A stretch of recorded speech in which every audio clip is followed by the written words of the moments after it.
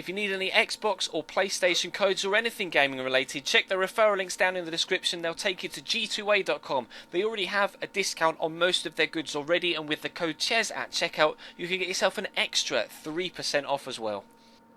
Hey guys, how's it going? Chez back again, and welcome to episode number 6 of the Youth Squad Challenge here on FIFA 15. This is of course a series with CaniSports and MGH. This is the final episode with gameplay in that we find out where we're going to finish in the league table. If you want to find out where Chani and MGH finished, then feel free to check their channels. The links will be in the description down below, and obviously you can check their videos out.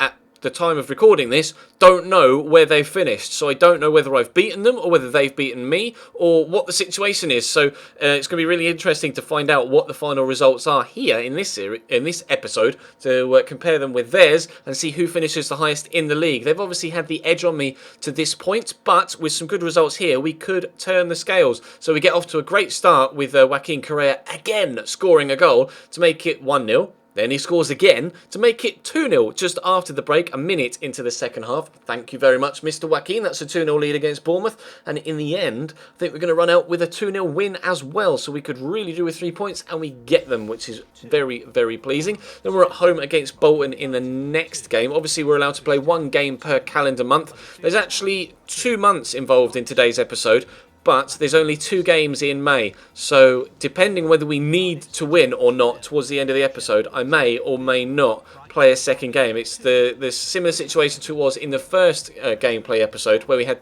2 or 3 games in August, and then a full month of September where we only played 1 game to get us off the mark. Unfortunately, Rekik picks up a slight injury here after coming off the bench, and we are only able to get ourselves a 1-1 draw there against Bolton, which was very, very disappointing, considering we could really do with the points, not only to battle MGH Chani, but to get myself into the automatic promotion spots and stay there between now and the end of the season. And at the end of the first half here, away from home against Blackpool, we're still losing here after Orlandi gave them a 1-0 lead after 7 minutes. There's only 20 minutes left to go now. Anthony Martial misses a penalty, the chance to bring us back level, and then they score a second with Barkhausen off the bench. So we lose 2-0 away from home against Blackpool. Not what we needed. A game at home against Reading now. Really need a victory in this one. After defeat against Blackpool, I just can't afford it. We cannot afford, in the chase of Chani and MGH, to drop more points. But Hal Robson-Kanu puts them 1-0 up. Fortunately, Anthony Martial is able to equalise off the bench in the second half. But will we get a winner? No. Yakubu comes off the bench for them and gives them a 2-1 win. 2 back-to-back defeats. We can't afford this, surely. Can we still make automatic promotion? We get a 1-0 lead very early on away from home against Wigan Athletic here. And hopefully we can build on that. We've lost 2 back-to-back. We can't afford to lose any more this episode. We'll try and get ourselves a second goal just to make it a little bit more comfortable in the second half if we possibly can. But after 70 minutes, it's still not come. Changes being made to try and instigate that goal. And as we head into the last 5, we do get the goal we need to make it 2-0. Joaquin Correa again pops up with the very, very important goal for us. So we head into the next game, which is away from home against Brighton, and we'll see if we can get 3 points here as well. Crofts, though, gives them a 1-0 lead from the penalty spot after 25 minutes. Not what we needed. Into the second half we go. Please, can we have a goal? Obviously playing the different 11 in this one, but Martial comes off the bench, our top goal scorer this season. Can he get us an equaliser? No, but Timo Werner can get us an equaliser. So it looks like we're going to get a point against Brighton. We are going to get a point against Brighton. So we head into the game at home here against Huddersfield. I simmed all of the games to this point because I wanted to make sure that I played the games at the business end of the season to make sure that we got the points we needed. Obviously, I didn't want to play a game in the early on in the month and then be left with having to sim a game where I needed points and having my destiny left in the CPU's hands. So we decided to play the home game in this stage, which was the last game in April.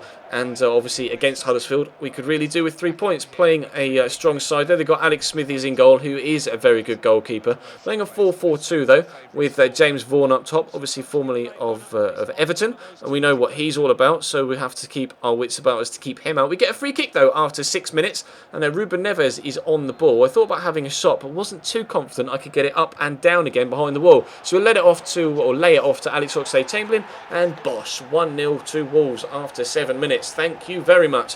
He's come good in this episode and scored a couple of very important goals. Got the first one against Wigan and now gets the first one against Huddersfield. We got a 2-0 win against Wigan after Alex Oxlade scored the goal. So maybe it's a good omen and we can get a win here against Huddersfield as well. We're going to pick them off in our half, and then play a lovely lob through ball to Anthony Martial here. He's through one-on-one, tried to just drill it at the near post. Wasn't the best placed of shots in fairness, but the power on it was enough to get it through Smithies into the back of the net to give us the 2-0 lead. Again though, Huddersfield on the attack.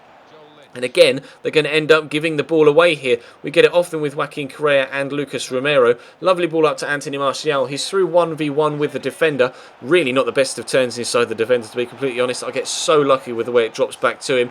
We do extend the lead to 3-0. We are going to get the 3 points and, crucially, a good boost to our goal difference as well. We wanted to wait and make sure that our destiny was in our own hands here, and we are having the destiny in our own hands. There are 2 games left. We're going to sim the first one, which is the first game in May, and then the last game of the episode, we'll find out whether we need to play it or not.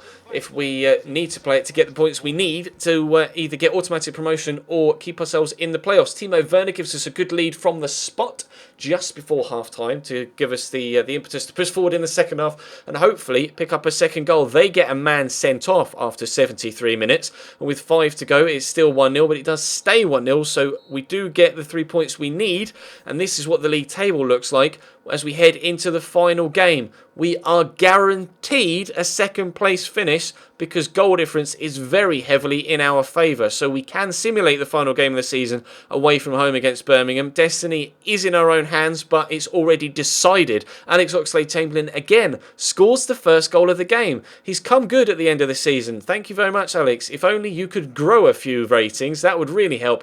Rakik, though, gets himself sent off after 49 minutes. It's just as well our destiny was already decided here, and we weren't having to rely on the CPU because Cine equalises and we only get a point from our final game of the season. But had we needed the points, I would have played the game myself, but we didn't need to, and in the end Middlesbrough drew as well. So we finish second in the league with 87 points, 85 goals scored, and we do get automatic promotion into the Barclays Premier League. Now, would you like to see a season 2 with myself, Chani and MGH?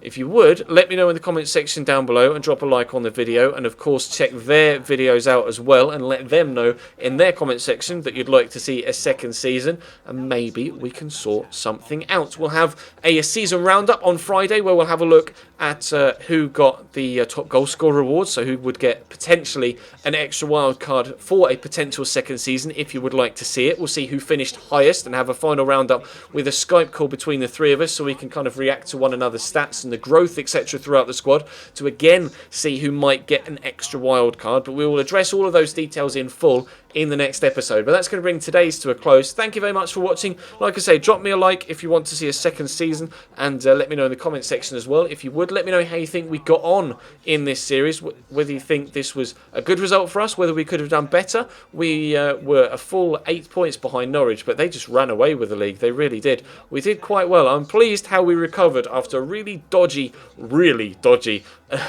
October and November. I'm pleased that we were able to recover from 10th to 2nd. So promotion into the Premier League has been achieved, but shall we play in the Premier League? It's up to you. If you want to see it, then give us the feedback we need. But that's it for today. Thank you very much for watching. Drop the video a like if you enjoyed, subscribe if you haven't already, and I will see you next time.